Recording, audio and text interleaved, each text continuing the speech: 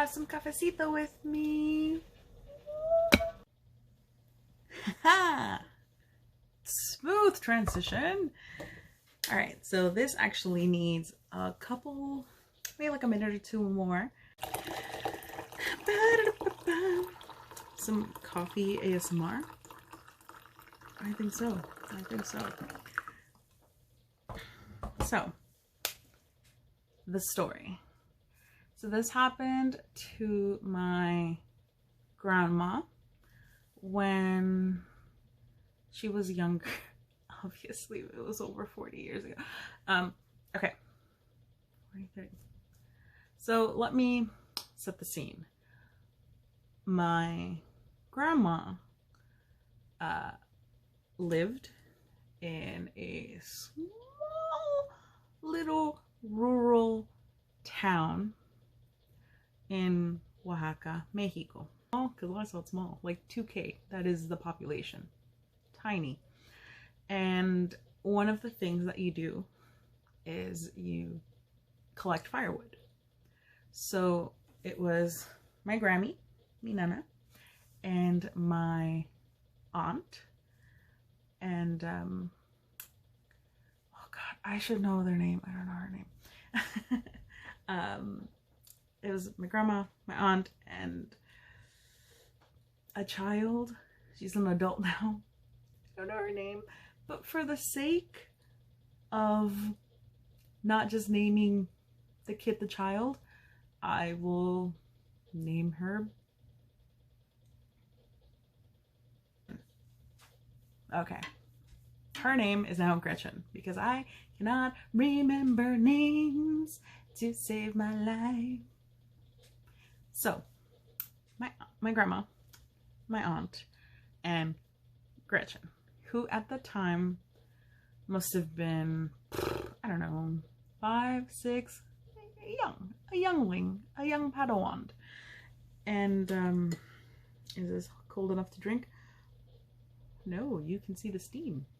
I am baby, so, oh, I know what I'm gonna do. I'll be right back.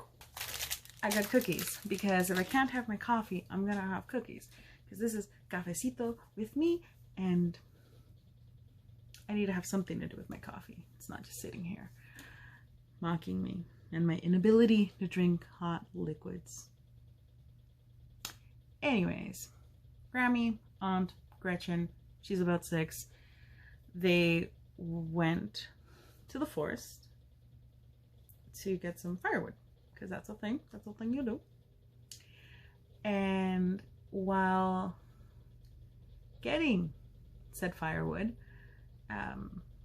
something happened. So let me preface this by saying that when someone tells you stories about duendes, they're not joking, they're not kidding, for the most part, you know.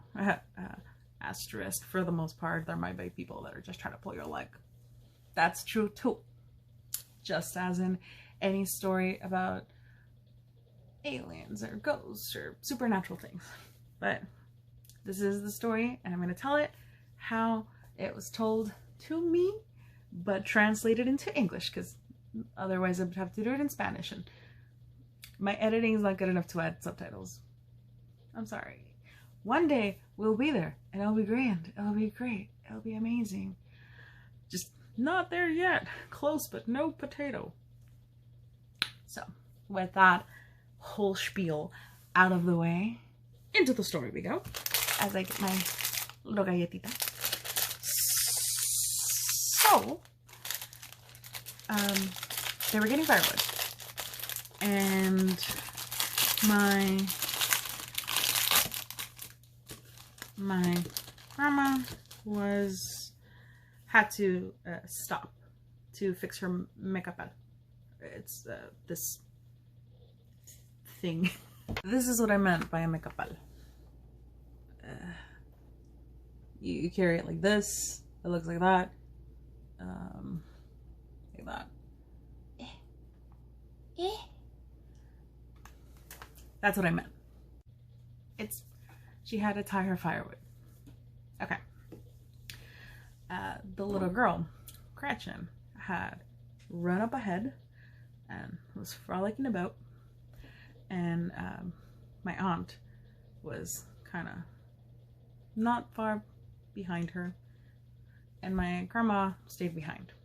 So while my grandma was fixing her firewood, she noticed the little girl, Gretchen, like come up next to her and started pulling on her like sleeve, you know, it's like kind of trying to tell her to come this way. But she wasn't talking. She wasn't saying anything. She was mute. And my grandma was like, well, that's odd. Because for one, I saw the kid was way ahead of us. And two, she didn't hear her approach. Which is interesting because forest has crunchy floors. This particular area, a lot of leaves, there's like a layer of dead leaves, you know, dead leaves, and like you hear people step. It's like crunch, crunch, crunch, crunch, crunch. So my grandma not only did not hear this little girl, you know, walk up to her, she wasn't saying anything, and she was trying to pull her away from the area they were walking. They were clearly going to point, yeah, and they were going, the little girl, Gretchen, was pulling her, yeah. So, sus. A little sauce. Shut up, I really want to buy my cookie.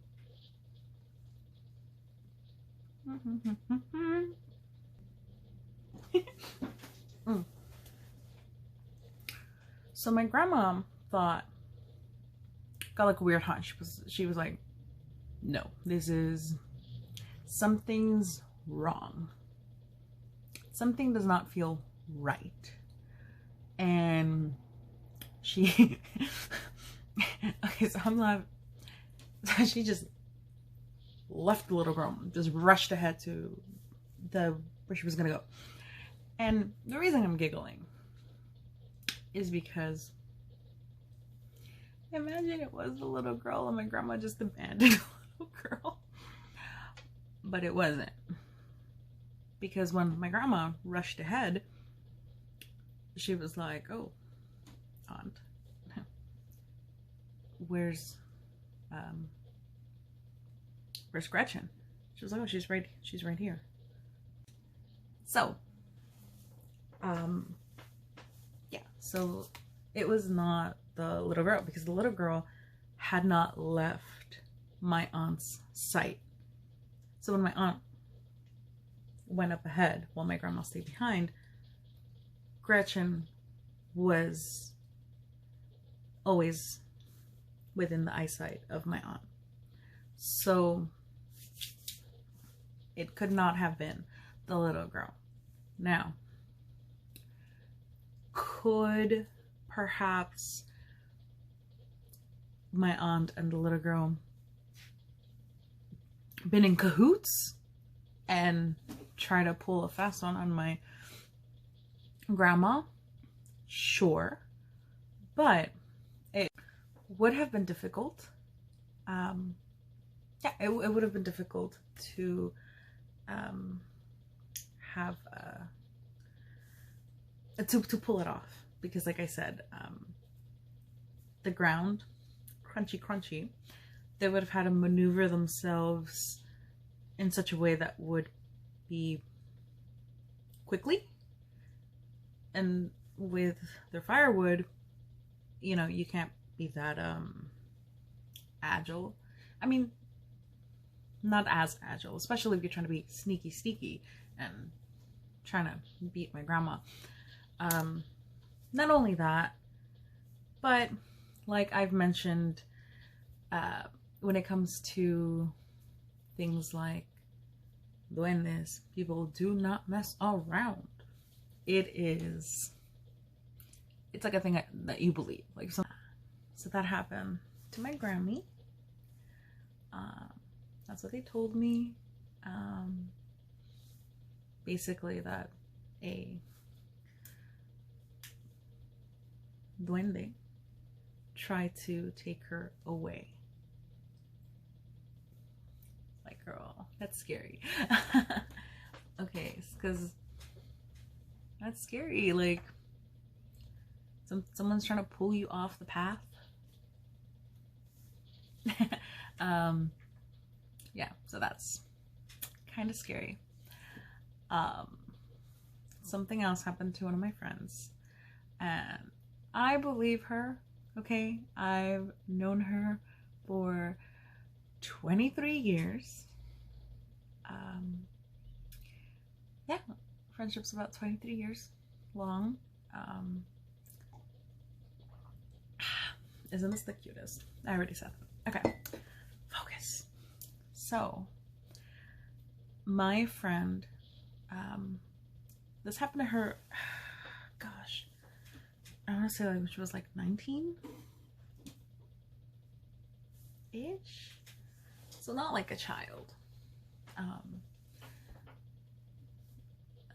This happened, same town, different part of the town, not in the forest, but in the town bit. There is a clinic. In the town, there is a clinic. And that's the clinic for the whole town. That's, if you want to go to the hospital, you have to go to like an hour and a half away. Because, like I said, small, rural, in the mountains. So, my friend, she used to work at that clinic. She was a nurse. And the clinic is kind of like closer to the outskirts of the town. And it's actually like, everyone already thinks that place is kind of creepy. I think that place is super creepy. I've had to walk there at night. Oh my god. I think that I'm super brave. But when I'm there, I am a weenie. I am the weeniest. I am such a big weenie. There. So, my friend. Okay, so my friend worked as a nurse in this clinic. So sometimes she had to close up because it was a small little thing. And I should probably say where the clinic was. I did say it was in the outskirts. Most of the town is kind of like on what is it? Inclines. It's like, yeah, kind of like that on the mountains, inclines. And that's very commonplace in that area, that everyone's just kind of on a incline. So the clinic is kind of removed from most of the town. So already it's a little creepy. It's dark, dirt road, kind of far. And she was walking and she heard them before she saw them. And like, that's so me da ñañas. Like, that just gives me the heebies. But yeah, could you imagine, like, you're walking out of work, it is late, it is dark, and then you hear singing, and you can't understand it, but it sounds like children singing. Like, excuse me, if I walked anywhere outside at night and all of a sudden I hear that's just because I watch a lot of horror. So maybe I wouldn't be able. I'd be like, oh.